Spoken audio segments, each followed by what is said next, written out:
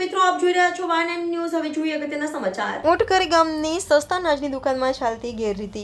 આણંદ જિલ્લાના ઉમરેઠ તાલુકાના ઉટઘરી ગામની સસ્તા અનાજની દુકાનમાં પાકી પાવતી ન આપતા હતા, ત્યારે દીઠ 2 કિલો જેટલું અનાજ ઓછું ન આપવામાં આવતું હતું અને રેશન કાર્ડ ધારકોને માય રેશન એપ્લિકેશનમાં તુવેરની દાળનો જથ્થો બતાવે છે, પરંતુ આપવામાં આવતો નથી અને માસ દરમિયાન છેલ્લા 8 થી 10 દિવસ સવારે 9 થી બપોરના 12 સુધી જ અનાજનું વિતરણ કરવામાં આવતું હતું.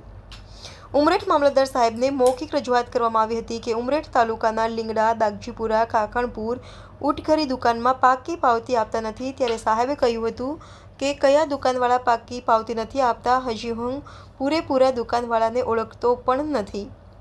ગોડાઉન ઉપરથી કટ્ટામાં અનાજ ઓછું આવે છે અને આ દુકાનદાર સામે શું કાર્યવાહી કરવામાં આવશે તેવું પૂછતા સાહેબે કહ્યું હતું કે જે કંઈ તપાસ કરવામાં આવશે, અમારા જિલ્લા પુરવઠા અધિકારી યોગ્ય તપાસ કરીને કાર્યવાહી કરવામાં આવશે.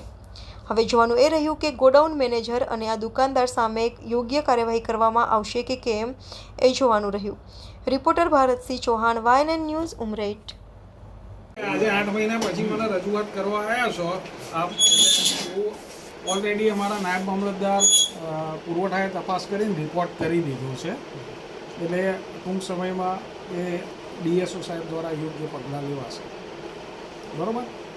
તમારી જે કંઈ રજૂઆત છે એ મને સપ્લાય નાયબ મામલતદાર શ્રી સૌરભભાઈએ કીધેલી, એ અંગે અમારે જે કાર્યવાહી કરવાની હતી અમારા સ્તરેથી એ કરી દીધી છે.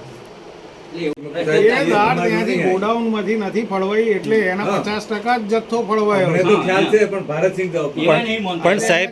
પણ સાહેબ આ દુકાનદાર એવું કહે છે 100% દાળના પૈસા ભર્યા હે તો દાળ આવી નહીં, પૈસા ભર્યા તો દાળ કેમ નથી આવી? એ કઈ ગયા જે જથ્થો ત્યાંથી ફળવાયો હોય ને એ જ એને ફાળવા, એ પૈસા તો બરોબર જમા થાય છે, જે નામ એ પાછા રીપે થાય, એને 50% લેખે જ એના પૈસા કાઉન્ટ થાય.